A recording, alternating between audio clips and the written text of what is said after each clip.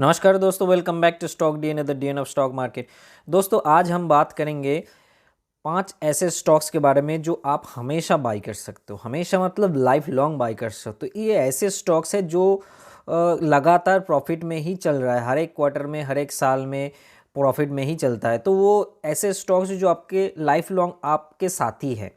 ये part 1 video है, ऐसे 5 स्टॉक्स करके। वैसे अलग अदर स्टॉक्स भी है जिसका एक पोर्टफोलियो, डाइवर्सिफाइड पोर्टफोलियो आप बना सकते हो अपने तरीके से। और एसआईपी में जो लोग इन्वेस्ट करना पसंद करते हैं या फिर हर एक महीने में, हर एक गिरावट में थोड़ा थोड़ा बाई करते हैं लॉन्ग टर्म के लिए, वही असली पैसा बनाता है।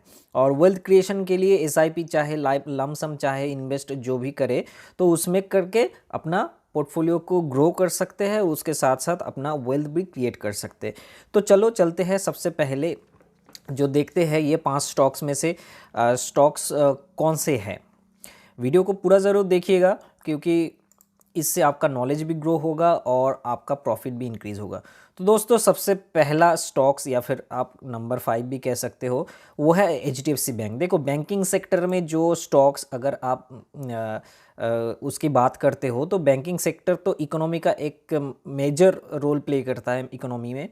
तो बैंकिंग सेक्टर तो बूम करेगा ही, वो चाहे वो छोटा बैंक हो चाहे वो बड़ा बैंक हो। तो हम लोग हमेशा क्या करेंगे, लाइफ लॉन्ग के लिए सोचेंगे तो हम लोग हमेशा अच्छी क्वालिटी स्टॉक्स को ही पसंद करेंगे जिसके साथ हम लोग रह सकते हैं। जो जब तूफान आएगा मार्केट में, जब गिरावट आएगी, तब उसमें वो बचे रहेंगे। बाकी क्या है कि छोटा स्टॉक, स्मॉल कैप या मिड कैप, कुछ भी हो सकता है, उसमें रिस्क है, उसमें हिडन रिस्क है। लेकिन लार्ज कैप या फिर जो स्टैब्लिश्ड कंपनी है जिसका फंडामेंटल अच्छा है, ग्रोथ अच्छा है, हिस्ट्री अच्छा है, वो आसानी से डूबेगा नहीं। और उसमें क्या होगा, अगर आप हाई में भी परचेस किए हो, ऐसा हो सकता है कि इस महीने आपने हाई में परचेस किया लेकिन नेक्स्ट महीने उन्होंने डिप मारा है, तो उस डिप में भी आप बाई करोगे तो आपका एक मोटा मोटा एवरेज भी आपका निकाल के आएगा नीचे नीचे, तो वो भी बेनिफिट है। तो सबसे पहले इसका देख लेते हैं। देखो, एचडीएफसी बैंक का आप सिर्फ ये देखो, ये लगभग आपका 2011 से अभी 2022 है। तो इसका नेट प्रॉफिट अलग से जो भी है आप देख सकते हो। फंडामेंटल के ऊपर ही कंपनी का जो ग्रोथ रहता है और कंपनी का जो फ्यूचर रहता है वो फंडामेंटल के ऊपर ही डिपेंड करते हैं। हम लोग टेक्निकल में ज़रूर काम करते हैं दोस्तों, क्योंकि फंडामेंटल बहुत कम्प्लेक्स है हम लोगों के लिए, लेमैन के लिए। तो हम लोग टेक्निकल में क्या है, फंडामेंटल में जो चीज़ हो रही है, कंपनी अगर ग्रोथ करेगी उसके ऊपर कुछ इंडिकेशंस तो होगा, तो वो हम टेक्निकल से पकड़ने की कोशिश करते हैं, बस डिफरेंस वही है। और टेक्निकल आसान भी है, हम लोग कई स्टॉक्स का एनालिसिस कुछ मिनटों में कर सकते हैं जो कि फंडामेंटल में पॉसिबल नहीं होता है। तो इसका जस्ट नेट प्रॉफिट देखो, जस्ट 2011 से 2022 तक देखो, मतलब कंटिन्यूअसली ग्रोथ हो रहा है, कंटिन्यूअसली ग्रोथ हो रहा है। तो ऐसे स्टॉक्स को कैसे छोड़ सकते हैं हम लोग, ऐसे स्टॉक्स के साथ रहना चाहिए ना। तो इसके साथ साथ चार्ट भी देख लेते हैं। देखो, एचडीएफसी बैंक का वही चार्ट जो है, वन डे चार्ट, अगर आप इसको वीकली करोगे तो भी चलेगा। देखो, एक रेजिस्टेंस पे खड़ा है। इन्होंने जो डिप लिया था 2020 में, जो कोरोना टाइम स्टार्टिंग में जो डिप लिया था, उस समय लगभग 700 750 इसका प्राइस था। अभी 1628 इसका प्राइस चल रहा है। कुछ दिन पहले भी इन्होंने 1200 का एक लो लगाया जो कि इस लेवल पे था। इस लेवल पे एक लो लगाया, सपोर्ट बन गया, जो रेजिस्टेंस था सपोर्ट बन गया। अभी 1628 पे है। तो यहाँ पे एक सिचुएशंस है कि अगर आप सपोज अगर आपके पास कुछ ऐसे स्टॉक्स का एक पोर्टफोलियो है, ये ध्यान से सुनना, कुछ ऐसे स्टॉक्स का पोर्टफोलियो है जिसमें आपका हो सकता है 10 स्टॉक हो, 20 स्टॉक हो। तो उनमें हर एक महीने को कोई आपके पास इतना पैसा तो नहीं होगा कि आप हर एक महीने आप अपने सैलरी के 20% इन्वेस्ट कर सकते हो। तो उसमें भी अपने अपने हिसाब से कैपेसिटी होगा। तो उसमें हर एक स्टॉक्स में तो आप इन्वेस्ट नहीं कर सकता। आप क्या करोगे, आप जो स्टॉक्स गिरेगा, मतलब उस महीने में जो स्टॉक्स गिरेगा उसी स्टॉक्स में इन्वेस्ट करना, ये सबसे आसान तरीका है। और देखो, म्यूचुअल फंड में करोगे एसआईपी तो क्या होगा, एक फिक्स डेट रहेगा, उसी डेट में वो बैलेंस डिडक्ट होगा, उसी स्टॉक्स में इन्वेस्ट होगा, एनएवी आपको उसी तरह से मिलेगा। लेकिन हो सकता है 2 दिन बाद ही मार्केट बहुत तेज़ी से गिर पड़े। तो एसआईपी अगर आप अपने तरीके से करोगे, अपने पसंदीदा स्टॉक्स के, किसी के ऊपर डिपेंड करना नहीं है भाई। टेक्निकल सीखो, सिंपल सी बात है। जो लोग को टेक्निकल नहीं पता है भाई, कॉन्टैक्ट करना, टेक्निकल के कोर्सेज अवेलेबल है, आप कंटैक्ट कर सकते हो, आप सीख सकते हो। और जिन लोगों को ऑलरेडी पता है या फिर वीडियोस के हिसाब से सीख रहे हो, चैनल के वीडियोस के हिसाब से, उन लोगों को तो थम्स अप ऑब्वियसली, क्योंकि इसके बिना तो कुछ नहीं हो सकता। अभी देखो इसका जो फिलहाल सिचुएशन है क्या है कि एक रेजिस्टेंस पे खड़ा है एचडीएफसी बैंक, यहाँ पे एक राउंडिंग बॉटम भी बनाया है, तो यहाँ पे एक रिट्रेसमेंट भी एक्सपेक्टेड है। तो रिट्रेसमेंट करीब करीब इस लेवल पे भी आ सकता है। तो रिट्रेसमेंट जब करेगा फिर यहाँ पे आप थोड़ा सा एक महीने के लिए, सपोज आप इसी महीने से स्टार्ट कर रहे हो या फिर जनवरी से स्टार्ट कर रहे हो, तो आप यहाँ पे एक स्टार्ट कर देना। नेक्स्ट महीने नेक्स्ट मंथ में ज़रूरी नहीं है कि आप एचडी बैंक में ही लगाओ एचडीएफसी बैंक में, आप दूसरे जो स्टॉक्स हैं हमारे उसी स्टॉक्स में लगाओ। किस में हो सकता है ऐसे पैटर्न बन जाए कि इसमें लो बन जाए, कुछ भी हो सकता है ना।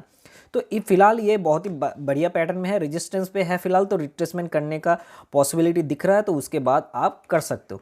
दूसरे स्टॉक्स पे चलते हैं। दूसरे स्टॉक्स कौन है? दूसरे स्टॉक्स है टीसीएस। देखो ये भी अपने सेक्टर का राजा है। जैसे एचडीएफसी बैंक अपने सेक्टर का राजा है, तो टीसीएस भी अपने सेक्टर का राजा है। तो टीसीएस का भी चार्ट देख लेते हैं। वैसे आईटी सेक्टर बहुत बीटन कंडीशन में है, तो फिर भी टीसीएस तो टीसीएस ही है। टीसीएस देखो बीटन कंडीशन है, फिर भी बहुत अच्छे सिचुएशन पे है।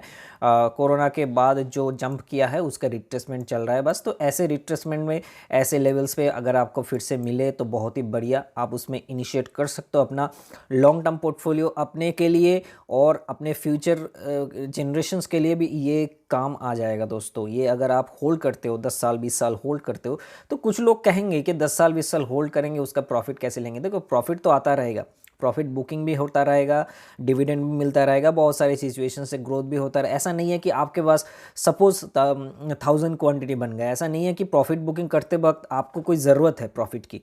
सपोज़ आपकी बेटी की शादी है सपोज़, तो इसका मतलब नहीं है कि आपका 1000 क्वांटिटी टीसीएस बेचना होगा, आप 200 बेच दो, जो जिसमें अच्छा रिटर्न। जैसे टेक्निकल तो पता है ना, जैसे यहाँ पे हाई मार रहा था, ऐसे सिचुएशन में 200 क्वांटिटी बेच दो। फिर जब वो सिचुएशन चला जाएगा, आपके हाथ में पैसा आएगा, फिर ऐसे सिचुएशन में फिर से 200 या 100 क्वांटिटी बाई कर लो। एक कोई मतलब कोई परेशानी ही नहीं है, इसमें कोई प्रॉब्लम ही नहीं है, एकदम सिंपल है। बस सिस्टमेटिक करना है, अपने आप कर सकते हो, अपने तरीके से कर सकते हो भाई। किसी म्यूचुअल फंड के ऊपर डिपेंड नहीं रहना है, वो कहाँ लगाएंगे, क्या पैसा कब लगाएंगे, क्या एनएवी मिलेगा क्या नहीं है, मार्केट क्रैश करेगा तो आपका डेट नहीं आएगा एसआईपी का, वो बहुत दिक्कत है भाई। स्टॉक्स में इन्वेस्ट करो अपने तरीके से, ऐसे ऐसे राजा स्टॉक्स में इन्वेस्ट करो, कभी धोखा नहीं खाओगे, ये गारंटीड है, स्टॉक डीएनए का गारंटी है, कभी धोखा नहीं खाओगे।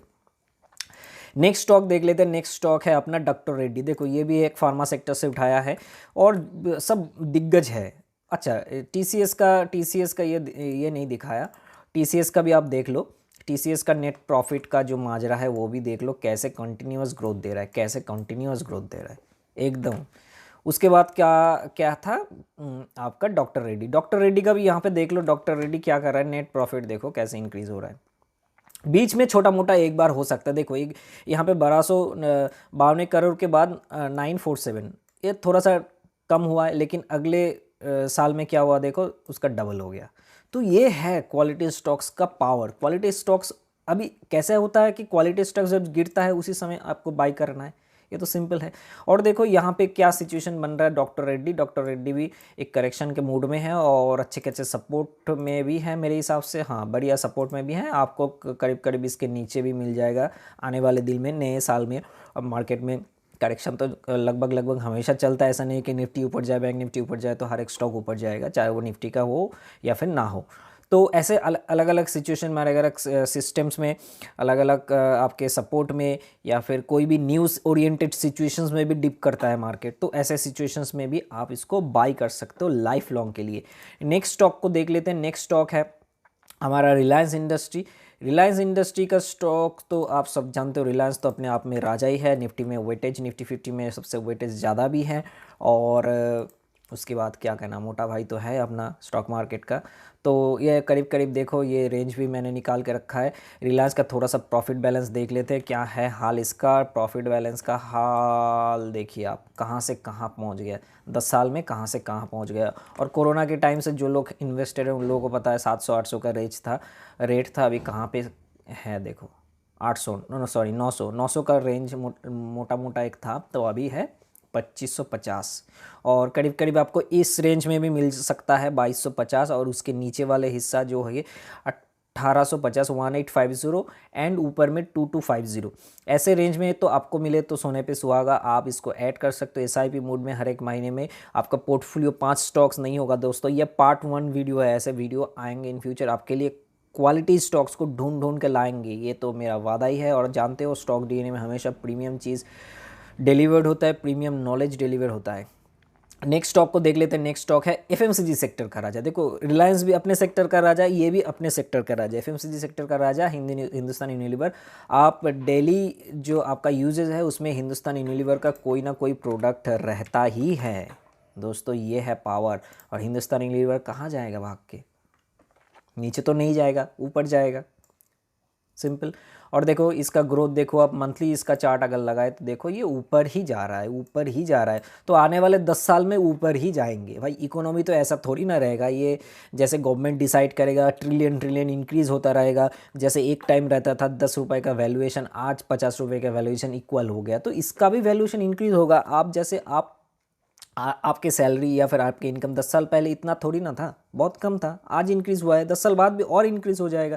इन्फ्लेशन होगा, बहुत कुछ है सिचुएशन इसमें। वेल्थ क्रिएशन सिर्फ इसलिए देखो, वेल्थ क्रिएशन तो इंट्राडे में नहीं होगा भाई। इंट्राडे में प्रॉफिट बन सकता है, अब उसके प्रॉफिट को लेके आप एंजॉय कर सकते हो, कार खरीद सकते हो, कुछ भी कर सकते हो भाई। उसमें भी मोटा पैसा आता है, कोई डिनाई नहीं कर सकता। कोई भी सिस्टम आप यूज़ करके इंट्राडे करो, मोटा पैसा ज़रूर आएगा। लेकिन वेल्थ क्रिएशन के लिए वही पैसा को आप इन्वेस्ट करो, को भी करना ज़रूरी होता है दोस्तों। वेल्थ क्रिएशन जो बिना टेंशन लेने वाले, बिना आग वर्क किए, सपोज आपका तबीयत खराब है, आप तो इंटरडे नहीं कर पाओगे, लेकिन अगर आपके पास इन्वेस्टिंग है, आपके पास होल्डिंग है, तो वो तो इनडायरेक्टली आपको पैसा कमा के दे रहे हैं ना।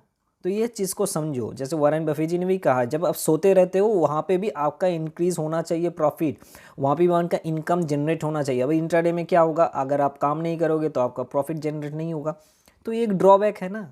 तो इसलिए वो भी ज़रूरी है। आप अगर 10,000 इंट्राडे में कमा रहे हो डेली, तो उसके 5,000 एटलीस्ट यहाँ पे इन्वेस्ट कर लो भाई। बाकी 5,000 से खर्चा चलाओ, कोई दिक्कत नहीं है। एसआईपी करो, आप अपने तरीके से भी एसआईपी करो, स्टॉक्स में इन्वेस्ट करो, डिविडेंड वाला स्टॉक्स में इन्वेस्ट करो, ग्रोथ वाला स्टॉक्स में। आप तो सब जानते हो भाई, टेक्निकल जान के कोई ऐसा तो थोड़ी ना है कि फंड मैनेजर के पास जाएगा, कोई फ़ायदा तो नहीं है। फंड मैनेजर के पास क्यों जाए भाई? अपने आप जब आप कर सकते हो तो फंड मैनेजर के पास क्यों जाए, है ना। तो ये इसका चार्ट है, आप देख सकते हो, बहुत बढ़िया चार्ट है ये, बहुत ही ग्रोथ देने वाला सेक्टर ही है। और आगे जाके देखो, कुछ दिन पहले ही करेक्शन किया था 2000 के लेवल पे, अभी 2500 है। कुछ ही दिन के अंदर ये बाउंस इनको मिल गया है। तो ये स्टॉक्स, राजा स्टॉक्स ऐसे ही होता है। इसका अगर आप ये देखो नेट प्रॉफिट देखो कैसे कैसे इंक्रीज़ होते जा रहा है, सिर्फ इंक्रीज़ ही होता जाएगा। अगले 10 साल 20 साल इंक्रीज़ ही होता जाएगा। ये मार्केट लीडर है भाई, इसका कोई मतलब तोड़ नहीं है, ये लीडर ही रहेगा। लीडर हमेशा लीडर ही रहेगा। जैसे लायन राजा है तो राजा ही रहेगा भाई, ठीक है। तो ऐसे स्टॉक्स के लिए नेक्स्ट पार्ट ज़रूर देखना। और इस पार्ट का वीडियो कैसा लगा आप लोग कमेंट में ज़रूर लिखना। साथ ही साथ लाइक करना, चैनल को सब्सक्राइब करके बाजू में जो बेल आइकन है उसको प्रेस कर देना नेक्स्ट वीडियोस के अपडेट पाने के लिए। और नेक्स्ट डे आपका निफ्टी बैंक निफ्टी का भी डिस्कशन करेंगे। और आज का तो बहुत ही बढ़िया चला लेवल्स, नेक्स्ट डे भी चलेंगे, उसके बाद दिन भी चलेंगे, हर दिन भी चलेगा। आपको सिर्फ देखना है, उसके अनुसार काम करना है। तो दोस्तों मिलते हैं नेक्स्ट वीडियो में, बाय बाय, थैंक यू।